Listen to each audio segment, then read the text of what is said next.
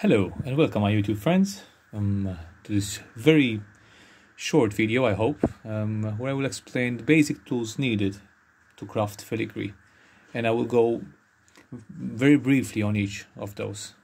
So the first thing you will need for filigree, the most essential piece of tooling, is a AA, preferably it will be in stainless steel tweezer. And obviously anything you craft for filigree is going to be done with tweezers, okay? So when you buy the tweezer, it will have a pointed edge here.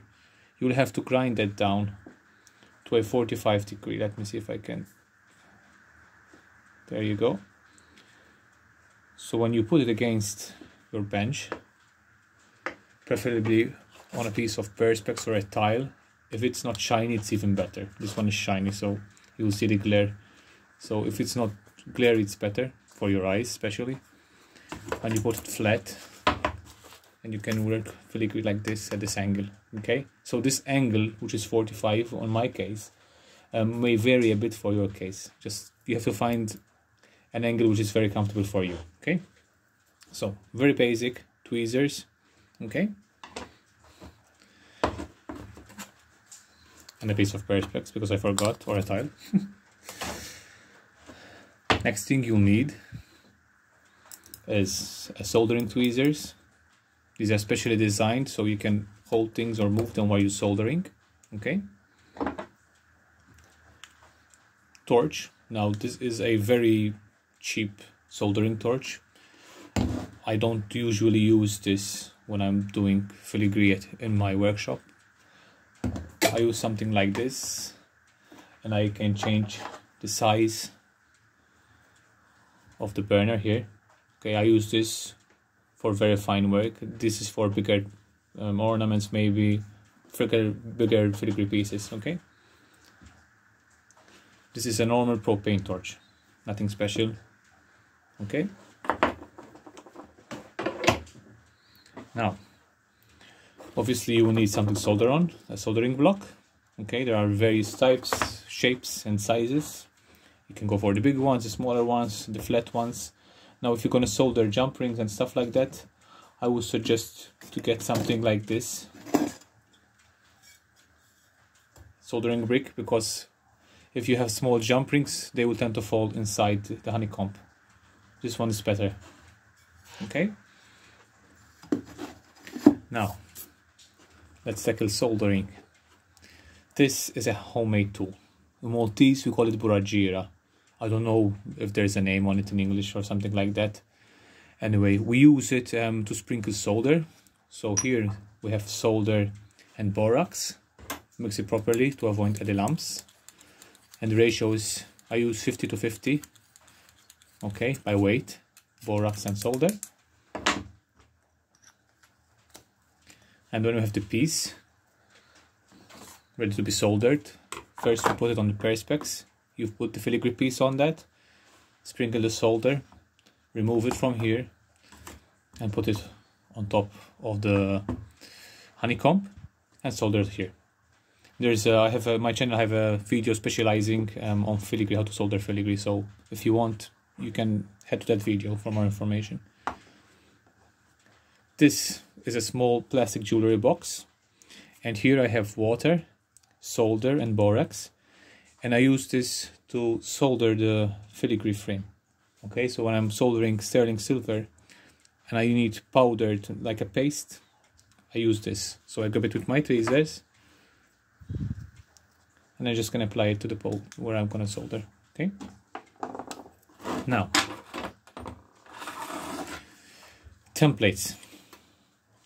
So templates are homemade. You can do them yourself. For example, if you're doing a flower and you're going to repeat the process for 5 flowers, might as well do a template. Okay, and this is just a piece of brass I cut to size. You put the sterling silver around this template, unwind it, and then you can start crafting. It will be something like this. By coincidence, I have a piece.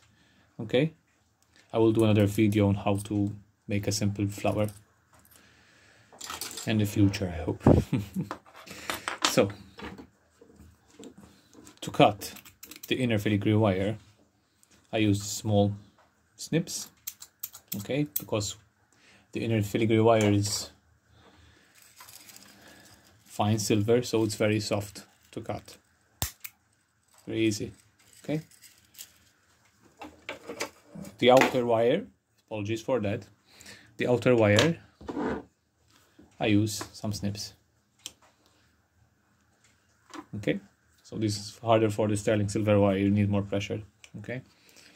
So basically, with this setup, with this basic setup, you can start creating your own jewelry.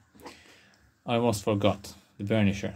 Now, once you soldered and your piece is almost ready, okay, you have to pickle it, okay, in order to remove the oxidization and carbon deposits from the flame and the solder, okay. After pickling, you need to polish it. Now, there are hundreds of ways to do it. You can use a tumbler, you can use a polisher, you can use a brass wheel with water, but the very most basic thing you could do is a burnisher. So what is this? This is quite used, so I have to get another one soon. As you can see, there's a high polish on this, okay. So the rule of metallurgy is that when you have two metals, one is harder than the other, the softer metal tends to copy the surface of the harder metal. So this is what a burnisher does. It's a high polished steel. You go on this on top of the silver. Let me see if I can find something.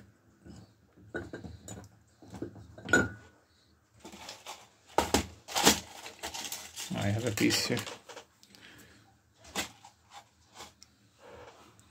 For example, I have this. This is partially finished. One of my projects which never got the end. And if I do like this, it will start polishing.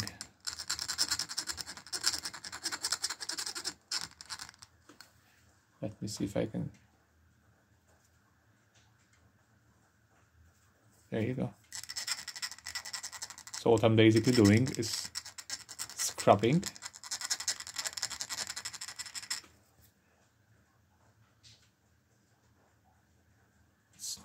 I cannot get it on the camera to see it properly, but it will be shiny. It's a long process, yes, it will take time, but this is one of the most basic ways to polish. This is how they used to do it in the old days, okay? So with all this and the pickling part, when you need something to keep your pickling solution warm, I use a hot plate and a Pyrex dish, okay? Solder, put it in the pickling, polish it, and your piece is ready with very basic tools. Okay, so if you have any questions, please don't hesitate, put them down and I'll do my best to get each one of you. Thank you, and if you like this program, this channel, please subscribe. I intend to put more videos in the future, especially on filigree and how it's made and how to do it, and maybe even to do filigree wire together and all that stuff. Okay, so thank you and have a nice day.